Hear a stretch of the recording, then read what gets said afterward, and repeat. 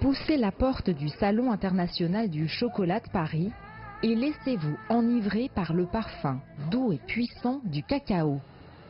Ganache, fèves brutes, fontaine de chocolat, c'est une invitation à la gourmandise qui se déploie sous vos yeux et agite vos sens, mettant en avant le meilleur de la tradition. Un rendez-vous annuel à ne pas manquer pour ce chocolatier français qui séduit particulièrement les enfants avec ses breuvages onctueux et ses emballages colorés à l'ancienne. Nous participons tous les ans au Salon du chocolat. C'est un petit peu la rencontre annuelle, le rendez-vous entre professionnels, mais aussi pour montrer à notre clientèle toutes les nouveautés que nous proposons, les nouvelles tablettes.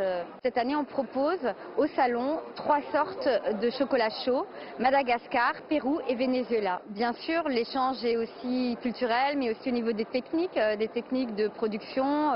On peut avoir des idées, on peut avoir des inspirations différentes. Donc oui, c'est intéressant d'échanger avec nos collègues étrangers. Cette année, marquée par la tradition du japonisme pour les 160 ans des relations diplomatiques franco-japonaises, une vingtaine d'exposants japonais ont déployé leurs créations luxueuses dans une sophistication caractéristique de l'archipel. Avec un marché qui s'ouvre depuis une dizaine d'années, l'inventivité et la rigueur nippone viennent enrichir la tradition occidentale avec des saveurs et mélanges inédits. Comme cette enseigne centenaire tokyoïte, spécialiste du fruit, qui a développé une offre chocolatière depuis 4 ans. C'est un chocolat de cerise. On utilise le chocolat blanc avec le pistache. Et c'est ça, celui-ci, c'est un kaki. Oui. Et c'est le yuzu, citron japonais. Et à la fin, c'est le citron vert. La Chine était aussi présente, non pas avec un stand, mais avec une candidate au World Chocolate Masters, le championnat du monde des artisans du chocolat. Pour son premier concours, la finaliste chinoise a su mêler avec brio les représentations occidentales du cacao et la finesse éclatante des fleurs de phénix chinoises.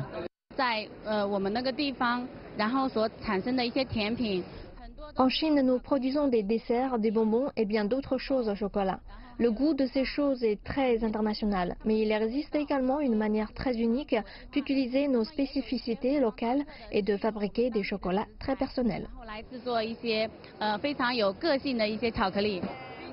La dégustation de chocolat s'est popularisée au-delà de ses frontières traditionnelles ces dernières années.